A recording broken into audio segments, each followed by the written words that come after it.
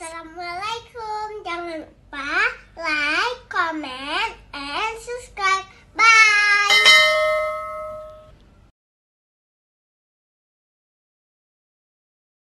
Bismillahirrahmanirrahim.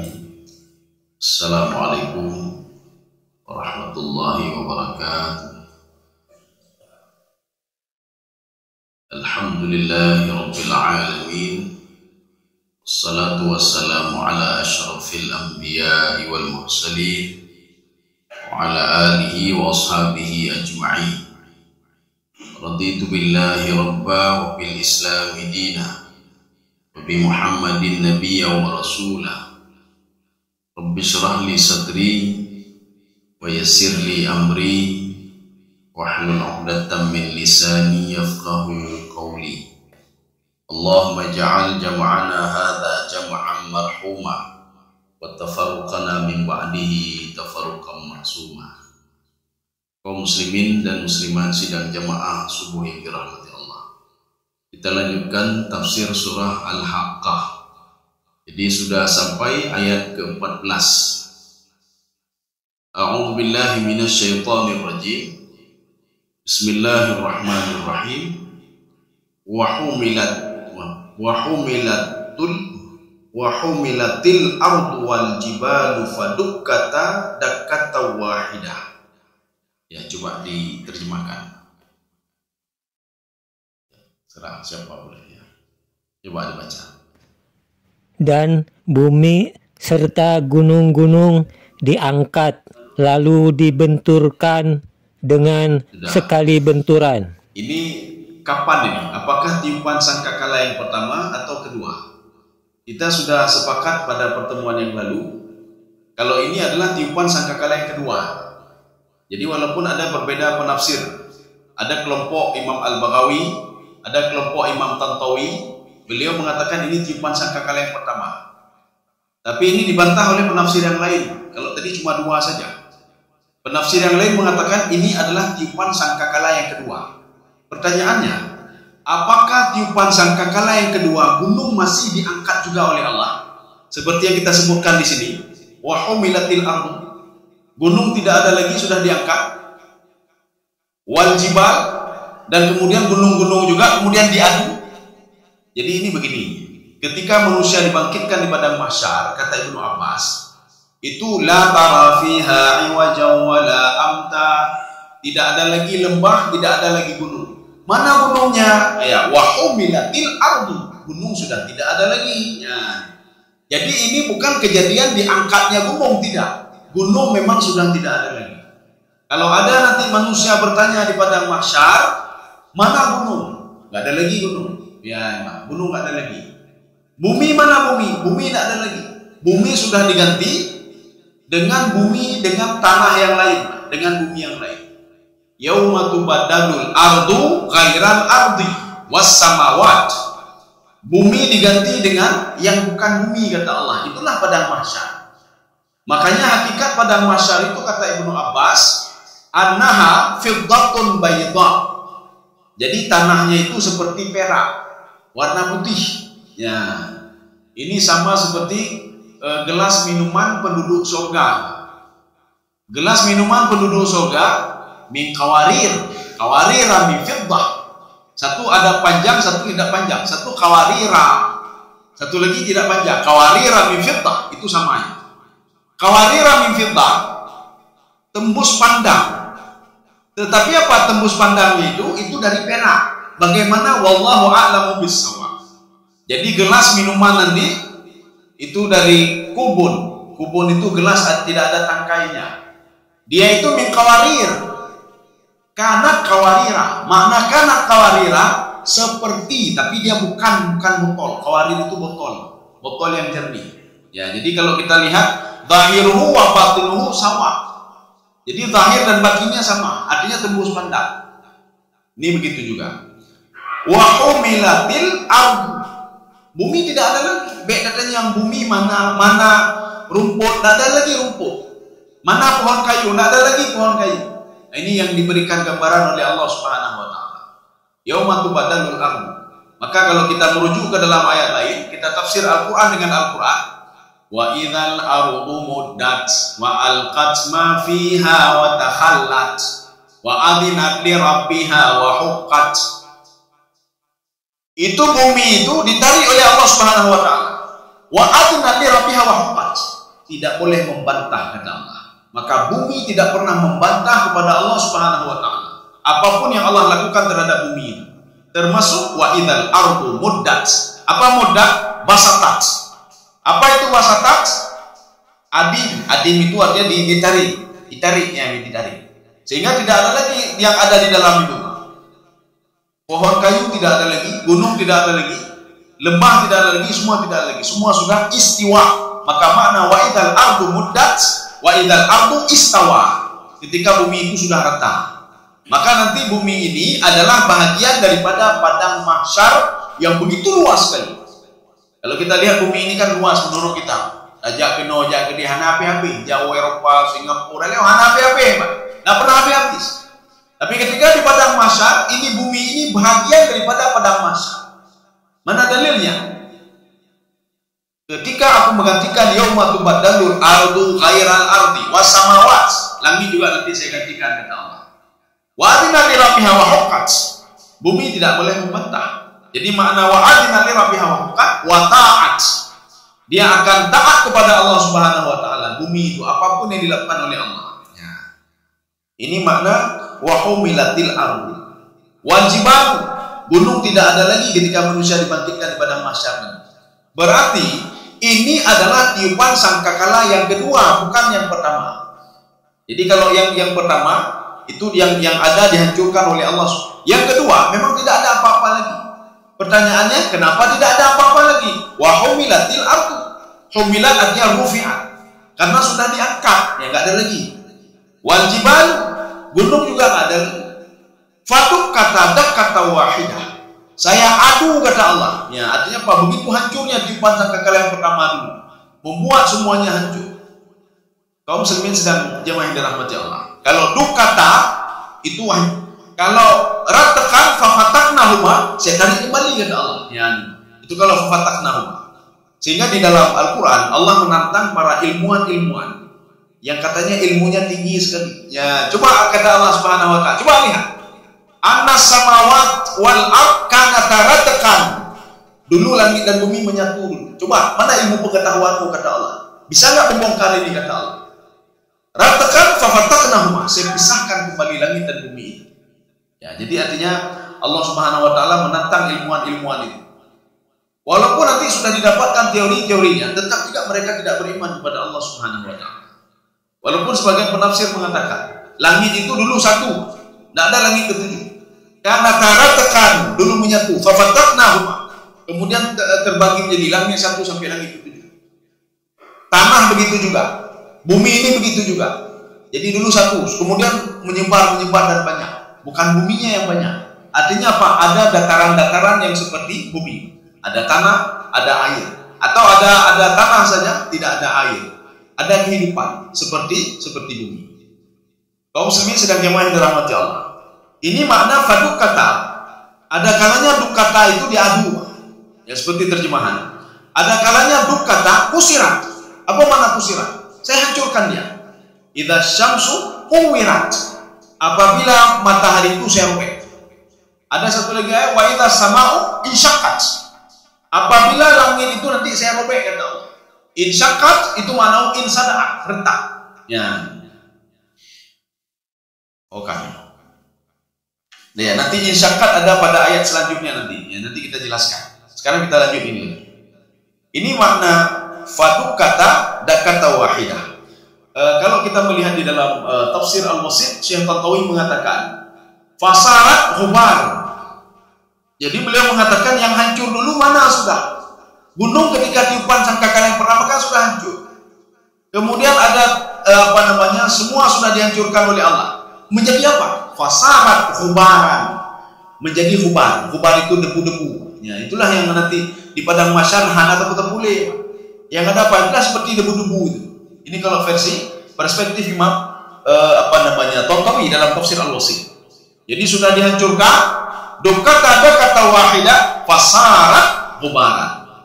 Ini sama seperti ketika Allah Subhanahu wa taala sebelum meniup sangkakala yang pertama. Ini nanti ada pertanyaan begini. Nanti manusia waktu dibangkitkan tiupan sangkakala yang kedua, apakah ada binatang? Ya, dan Pak, punah binatang tidak? Binatang tidak dibangkitkan lagi oleh Allah. Binatang ini sebelum ditiup sangkakala yang pertama dibangkitkan seluruhnya oleh Allah Subhanahu wa taala. Ini sesuai dengan hadis Rasulullah sallallahu alaihi wasallam. Binatang nanti diizinkan kata Rasulullah untuk menuntut balas satu sama lainnya. Dulu ada binatang yang ada tanduk, dia menganiaya binatang yang tidak ada tanduk. Sebelum ditiup sangkakala yang pertama, diizinkan kepada dia untuk menuntut balas. Maknanya apa? Binatang saja diberikan izin, apalagi manusia yang punya akal. Maka manusia yang dizalimi oleh manusia lain diberikan hak oleh Allah untuk menuntut orang yang menzalimi dia. Nanti ketika dibangkitkan di padang mahsyar. Inilah yang tidak diyakini oleh orang-orang kafir. Orang kafir nggak yakin ini masalah hidup setelah mati, nggak ya? Yang mereka yakini apa? Kehidupan setelah mati mereka yakin. Mereka yakin hidup setelah meninggal masuk ke alam lain yakin. Tapi setelah itu bangkit lagi di padang mahsyar, hidup setelah mati itu mereka tidak yakin. Kembalinya roh ke tubuh itu tidak yakin. Jadi makanya di dalam kita lihat kebiasaan-kebiasaan mereka itu yang tidak beriman kepada Allah setelah meninggal dunia mereka pakaikan jas, pakai jas, kepun tu mungkin acara-acara ini pakai jas, ibu pakai tempat tu memang pakai jam kesayangan, naik duduk peng lah mencu, untuk belanja di alam barzah ni, na pem mencu, na motor dan na motor, ini ada investasi. Maknanya mereka tahu ada setelah mati ini, setelah meninggal ada alam barzah itu ada. Tapi yang tidak mereka yakini, bangkit kembali itu mereka tidak yakini. Ya. Sehingga di dalam Al-Quran Allah mengatakan, salah satu sifat mereka, ketika mereka menghadap Nabi Muhammad SAW, mereka mengatakan, idza muziktum kulla mumazzaq, innakum la fi khalqin jadid. Wahai orang-orang kafir, percaya sama Muhammad. Kalau seandainya kita dihancurkan, sehancur-hancurnya, terpisah tulang-tulang sudah terpisah, innakum la fi khalqin jadid. Ini ingkar namanya, Pak. Mereka tidak percaya. Ya seperti di ayat lain, anna yuhyi hadhihi Allahu ba'da mautiha. Annanya menggunakan ya, maknanya mustahil. Jadi bukan sesungguhnya. Kalau sesungguhnya tidak ada ya. Anna atau anna itu sesungguhnya. Tapi kalau anna menggunakan ya, maknanya mustahil. Anna yuhyi hadhihi Allahu ba'da mautiha, mustahil. Tapi kehidupan setelah mati ini di alam barzah mereka. Kaum muslimin sedang jemaah dirahmati Allah. Maka ayat ini cerita tentang kehidupan setelah di alam barzah yang tidak diakui oleh orang kafir. Maka katanya bejek lagi orang kafir hanya yakin kepada hari kebangkitan. Ada beberapa analogi di dalam Al-Quran supaya manusia itu percaya terhadap kehidupan setelah mati. Salah satunya apa? Di dalam surah Al-Kahfi, ketika Allah Subhanahu wa taala menidurkan Ashabul Kahfi 300 wasdadu tis'a, 309 tahun lamanya. Ketika itu mereka dibangunkan oleh Allah Subhanahu wa taala. Sebelumnya kan dijelaskan, wa nuqallibuhum dzatal yamin wa dzatas shimal. Saya balik-balik tubuhnya supaya apa? Tidak busuk. Selama 300 tahun lamanya, kalau begitu terus maka akan membusuk. Maka dibalik-balik oleh Allah Subhanahu wa taala. Ketika mereka bangun dari tidurnya, mereka bertanya satu sama lainnya, kam labistum? Mereka menjawab, labisna yauman aw ba'da yaum. Kita kan cuma tidur sebagian waktu saja. Dalam tafsir Ibnu Katsir, buku mereka sudah panjang-panjang. Fatalat adfaruhum, fatalat ash'aruhum. Rambutnya sudah panjang, kukunya juga sudah panjang. Sehingga karena mereka sangat lapar sekali, tidak terpikirkan buku itu. Ketika itu Allah mengatakan apa? Tidurnya Ashabul Kahfi dan bangunnya kembali Ashabul Kahfi, ini adalah sampel saya matikan kalian, saya hidupkan kalian kembali nanti di padang mahsyar. Masa ihana dapat dengan satu. Kemudian yang kedua, kalau juga tidak percaya, wahana matinya, itu mungkin tidur mati suri dia. Ya, setelah itu hidup lagi, ubuh jijik kata Allah. Sekarang coba lihat kata Allah, biji-bijian yang kamu dapatkan, coba kamu tanam kata Allah. Kemudian kamu siram biji-bijian itu. Setelah itu apa? Biji-bijian itu akan tumbuh. Kadzalik akan dusur. Demikian pula kalian ketika kalian sudah mati, kan bijinya kakak ada, maka berdaya bijinya. Kita simpan bibit itu setahun, 2 tahun dan kembang. Setelah itu kita tanam, kita siram. Setiap hari kita siram, maka dia akan tumbuh. Demikian pula jasad manusia yang sudah meninggal dunia. Kemudian setelah itu apa? Dibangkitkan kembali oleh Allah Subhanahu wa Ta'ala. Karena alam itu kan berbeda. Latar kabunna tabaqan antabak itu berbeda. Di alam roh manusia tidak butuh jasad. Karena butuh jasad di alam roh. Di alam kandungan 50-50. 50% tidak butuh kepada jasad, kepada roh, 50% lagi butuh kepada. Makanya ketika umur 120 hari, itu jasad itu diberikan roh oleh Allah. Maka 50-50. Sampai dia lahir umur 9 bulan. Ketika lahir ke dunia, dia butuh kepada tubuh. Sehingga tubuh dan roh. Makanya ibadah itu ada 2 ketika di dunia. Ada ibadah tubuh, ada ibadah roh. Apa itu ibadah tubuh? Maka namanya nanti ibadah lahir, ada ibadah batin. Ibadah lahir bagaimana? Kita subuh, kita rukuk, kita baca Quran. Itu ibadah lahir. Ibadah batin bagaimana? Kita qanaah, kita tawadhu, kita tidak riya, tidak sum'ah. Kemudian katanya ikhlas dalam beribadah. Kita niat-niat yang baik, husnudzan. Itu namanya ibadah batin. Ketika kita meninggal dunia, tubuh roh tidak butuh kepada tubuh. Karena butuh ke tubuh ya. Beda bikin dia hanale urang kabeh, maka tubuh hancur. Roh tidak butuh kepada tubuh ketika di alam barzakh. Makanya yang diberikan nikmat oleh Allah adalah roh itu. Inilah yang Allah katakan yang dikatakan oleh Imam Al-Qurtubi di dalam kitab beliau At-Tadhkirah. Ketika roh itu berada di alam barzakh, yatalaqqa ba'duhum ba'dan wa yatasa'al ba'duhum ba'dan. Mereka saling ketemu satu sama lainnya, saling berdialog satu sama lainnya dan bertanya, "Hai si fulan yang tiga jak sembahyang katanya sembahyang bohong kah?" "Oh hanadu ini oleh ho mungkin buat sikin gitu ya." Ditanya ulang, "Hai mengenai pengajian katanya ho." Saling bertanya satu sama lainnya. Sehingga kalau kita tanya apakah nikmat di alam barzakh itu lebih dahsyat dibandingkan bumi, dibandingkan dunia, lebih dahsyat lagi. Kalau kita di dunia bihon dajak tadu dia dajak kupi dajak kam-kam ini lebih elok. Ya. Beda fikir sengsara dia. Sengsara bagi orang yang tidak patuh dan taat kepada. Kaum muslimin sedang jamaah yang dirahmati Allah. Sudah, kita lanjut. Fa yauma idzu waqa'atil waqi'ah. Ya, coba dibaca.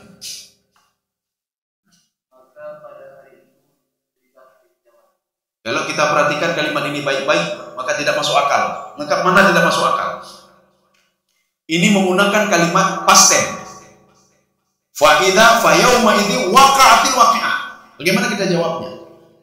Ketika itu sudah terjadi kiamat. Bagaimana sudah terjadi kiamat? Kiamat kan masa depan, Pak. Kenapa diungkapkan masa lalu?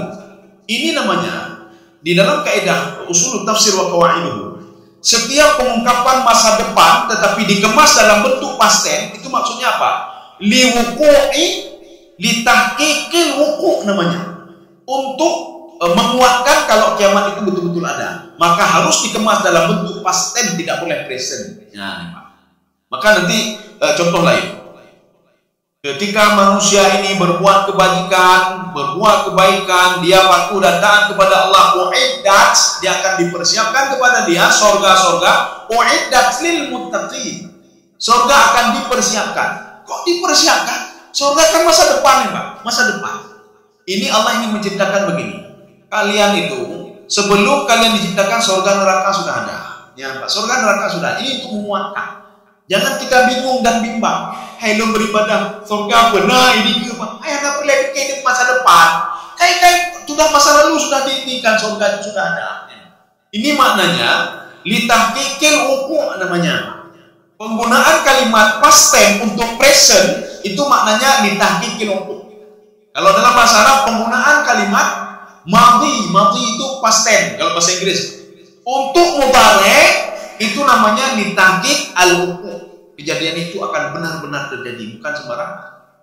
Rumah kita kedatangan tamu. Ya, ipekali Pak Kecil. Hai makanan kita, tenang Pak Kecil. Kadari puno kah makanan terpersiapkan ini? Ya, kadari puno. Jadi bukan watedro jame, padundro jame, tiplo oh maka kudu. Padundro jame, tidro. Oh maka ruko Maka surga itu, nanti ada yang bertanya begini, apakah surga sudah ada atau belum ada? Karena kan belum terdeteksi lagi berapa orang yang berbuat maksiat, berapa orang yang ini. Kayaknya lagi hotel Pak yang benanji surga neraka ini. Waktu itu jamin yang berdondra 20 kamar siapkan. Kalau hari kiamat tidak Pak, surga neraka tidak. Walaupun orang itu tidak ada yang masuk ke dalam surga, surga itu sudah ada. Ya, sudah dipersiapkan surga. Jadi bukan berarti marameda urung neraka surga. Kibat ada muat, muat. Ini orang masuk surga sudah banyak sekali. Apakah muat? Pak, apakah muat surga? Sudah dipersiapkan dari dulu. Berapa yang ada? Ya, Pak. Lebih daripada itu, mentang muat, Pak. Neraka kan begitu. Ketika ditanya oleh Allah, Halim talati, apakah kamu sudah penuh? Neraka menjawab, hal min mazid. Beda dengan yang penuh, ya Allah. Nah, ada mahal dong. Ya, Pak. Artinya apa? Kalau ada tambahan lagi, luas sekali surga itu. Luas sekali surga. Apa neraka itu? Maka katanya hendak perlengah itu. Maka orang yang tidak salah tak perlu dia gundah. Tak perlu gundah apa? Ini damang surga, kamu tak dalam surga, dalam neraka. Urang hendak sembahyang, urang dimenciut agak. Ketika dimasukkan ke neraka, kamu tahan. Itu dibaicok dan dohlul urun lagi. Hendak hijau dan hijau mendung. Kayu pagar memang sudah dipagar nih, Pak. Neraka itu dipagar. Maka Ibnu Abbas mengatakan, pagar neraka itu adalah sebuah sungai, yang sungai itu airnya itu dari nanah. Nanah. Ketika manusia haus, air itu juga yang dia minum. Satu. Kalau kita merujuk ke dalam tafsir Al-Wasit, tafsir Ibnu Katsir, pagarnya penduduk surga itu adalah ada dinding. Dinding itu 20 tahun perjalanan kaki. Ada 4 dinding. Dinding 1, dinding 2 sampai dinding. Makanya kalau ingin melewati dinding itu 80 tahun perjalanan kaki baru sampai ke atas. Ya, maka anda perlaya hijau dan liko, diserobot liko anda perlaya. Kalau di dunia kita takut kayak serobot dan ohlul, ini anda perlaya serobot. Ya. Ini maknanya fayauma idzil waqa'atil waqi'ah. Dibentuk dikemas dalam bentuk fi'lul madhi, tapi maknanya tahqiqil uquq lil istiqbal. Terima kasih.